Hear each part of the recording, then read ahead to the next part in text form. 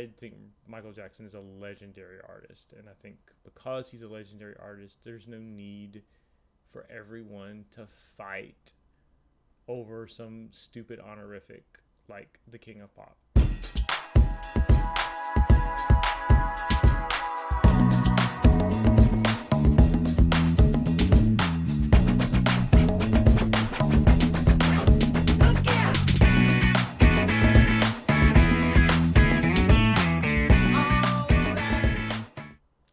Hello, everyone. It's Micah.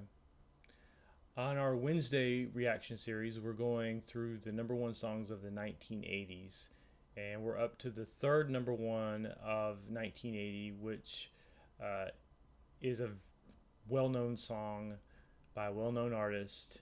And I will say in advance that there's probably not very much I can say about this song that hasn't already been said. Hey, it's a Michael Jackson song. Rock With You is a beloved record. Many people think it's among the best songs he ever released, and that's saying a lot coming from a star of his caliber. If any of you are familiar with my online comments regarding Michael Jackson, you might be tempted to think that I'm not a fan of his. And I'll go ahead and face that head on before someone comes after me in the comments. I think Michael Jackson is a legendary artist, and I think because he's a legendary artist, there's no need for everyone to fight over some stupid honorific like the King of Pop. It's a song that he and his own PR team made up out of thin air in 1991 to advance the sales of his album Dangerous, when he was in danger himself of becoming a has-been, old news. Dangerous was to me, it may even be his best record in my opinion. Dangerous was a terrific record, but it came out at the same time as Nevermind by Nirvana, and it really was not cutting edge compared to other things that were going on in music, and therefore his PR team created that title for him.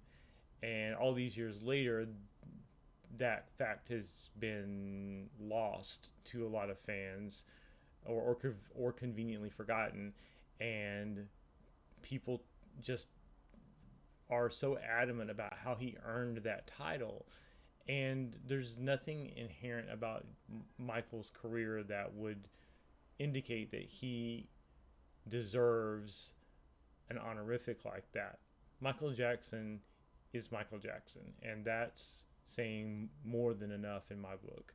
So my issue isn't with how legendary it is, it's with how petty his fans are sometimes about defending a weird honorific title. This was not meant to be a rant about that, but that is, I'm just going to put that unpopular opinion out on the table. There's no question he's legendary. Gilding the lily by saying he's the King of Pop is unnecessary, in my opinion. Rock With You was the second single off of Michael Jackson's Off the Wall, which I often liken to his sister's album Control as being a blossoming and a pulling away from the control of his father and the influence of his family, and forging his own creative path. Rock With You was the second number one single in a row, starting off the release cycle of Off the Wall, which had been released about half a year earlier, before this song went number one. And as I said, Rock With You was the second number one after Don't Stop Till You Get Enough, and it ended up being the third song to hit number one in 1980. Let's take a look at the music video for that. I believe this is the first formal actual music video that we'll be looking at as part of our Wednesday series. Our first two were more performance clips that weren't necessarily conceived of as actual music videos. This one is more of a polished, studio created music video. Let's take a look.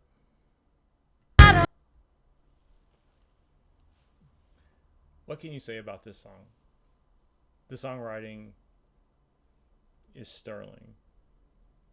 And Michael's delivery is really, really great. it almost makes me wish that he had done more songs in this vein. The relaxed, lower pitched vocals, almost seductive in nature, uh, during the verse, very soothing. The girl, close your eyes, that part. I can't off the top of my head think of anything from Thriller where he didn't have his voice amped up to like a 12 on a scale of 1 to 10. The only thing possibly would be Human Nature, but even there, he's doing so much with his voice. There's such a tension in his voice, because he's trying to do so much. When he relaxed and just gave a smooth R&B vocal delivery like he did on the verse there's just something really special about that. And I know he was an ambitious singer and performer and creative mind, and he didn't want to just do something that sounded good. He wanted stuff that was electric and was better than anyone had ever done before. And that's always been a hallmark of his music, but sometimes less is more, and the way he settles into the groove in that verse is what's most special to me about this song, and the way that it sets the groundwork for his vocals to soar and to appear to soar that much more in the chorus because of how deep he started in the song. It's just really, really great. And of course the disco backdrop, which it's so funny that the disco does not sound so dated when you put it up against such a well composed song.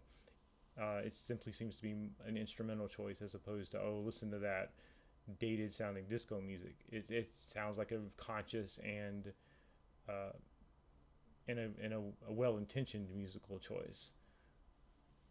Let's get into the second verse. If you think about it, that's a pretty powerful lyrical statement. We generally think of music as being one of those pillars of society, or one of those bedrock things that we as humans can count on as being enduring. But the songwriting here takes a turn where it actually says that even music is going to die someday, and it's the love that's going to live on. So although I'm using Rocking With You as a musical metaphor for our love, that's actually much less ephemeral than the real thing. So it's pretty heady stuff if you stop and think about it. You can see it on one level as just being vapid, songwriting, pop songwriting. But if you think about it, you can get into a more spiritual interpretation of the lyrics. And Michael's incredibly earnest, unironic delivery here helps reinforce that as well. And one other note, I in the last segment, I stopped to note how relaxed Michael's vocals are. I think the same thing applies to his performance here in the choreography or lack thereof, because this all seems to be informal, free and freelance, movement on his part, completely just improvised, and nothing is forced. There's no deliberate hand gestures, no exaggerated motions, and this predates Michael's thrusting and gyrating and crotch grabbing and all of those things. And I'm not saying that those didn't have their place, but it's also interesting that he's more subdued from a movement perspective and not just a vocal perspective. And there you have it. That video has 300 million plus views, headed towards 400 million, and I have no doubt that one day it will get up into the billion view club. It's a song that people go back and listen to again and again. It's a classic, and it's a classic in a way that I don't think that either of the other two songs we've listened to even come close to approaching. I mean, this is one of those rare songs that transcends generations and sounds sounds fresh to my ears even these years later.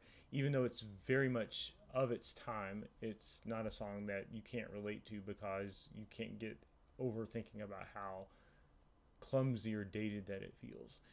And both of the previous videos that we looked at from the 1980s, I poked a little bit of fun at because they did appear to be dated and the presentation appeared to be dated. That you could, with the lasers and in the glitter and all that sort of thing, you could say some of the same stuff about this video, but you can also see through all that in the same way that you can see past the glitter in the music, to see how there was a very dynamic and ahead of his time performer hiding behind all of that glitter. And I think that's what makes the difference here. But as I said, there's not too much I can add to what I'm sure has been tons and tons of commentary about this song, and of course about this man's career in general. Let me know if you disagree with any of my evaluations or want to talk about the whole King of Pop thing. Actually, I don't know why I'm soliciting that, because most of the comments I read from people are pretty unhinged. But I'm more than happy to further discuss my opinion on that if that's where the comment section leads. And please feel free to let me know if there's other Michael Jackson songs or other songs in general you'd like me to react to. Drop them in the comments. So that does it for this week's Wednesday series, and we'll be coming back next week with the next number one song of the 1980s, which was a song called Do That To Me. I think I know that song, but I'm going to wait until then and see if it's the song I think it is. And until then, don't forget to like the video, don't forget to subscribe to the channel, and don't forget to make music better.